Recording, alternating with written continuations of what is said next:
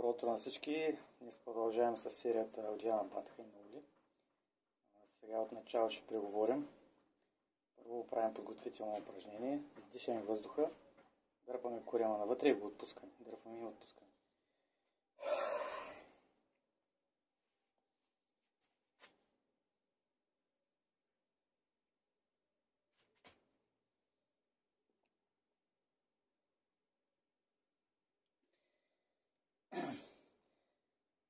Следващото упражнение от Диана Бандха. Изпускаме въздуха, дърпаме навътре и нагоре и задържаме колкото можем. Всичко се прави на издишано. Ето и упражнението. Дано се вижда. Не знам тук слънцето как се отразява.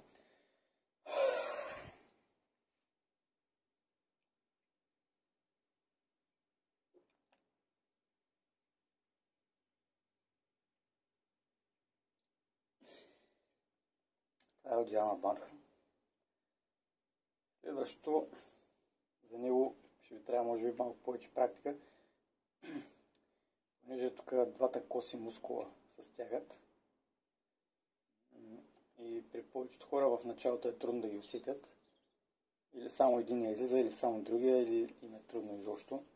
Ще иска повече време и работа.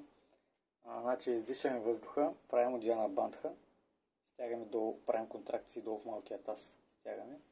Те почват да излизат. Вижте, сега ще ви го покажа.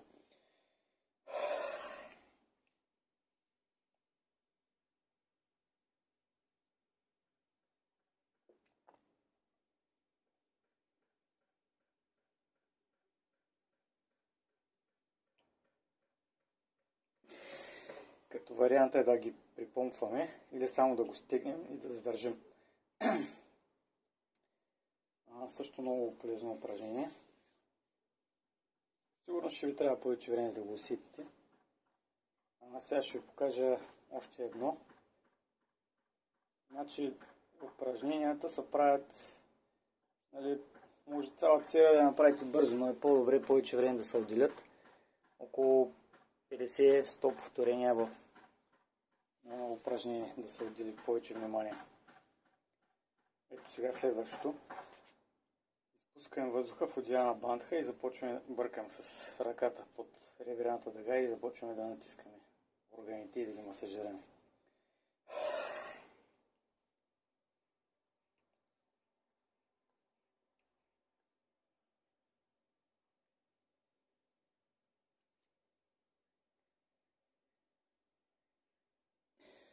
Първо правим с едната ръка, после с другата.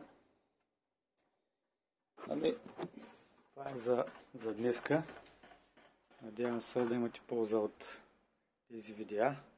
Ако е така или искате някакъв коментар, поставете под видеото или лични въпроси може да пишете в Facebook.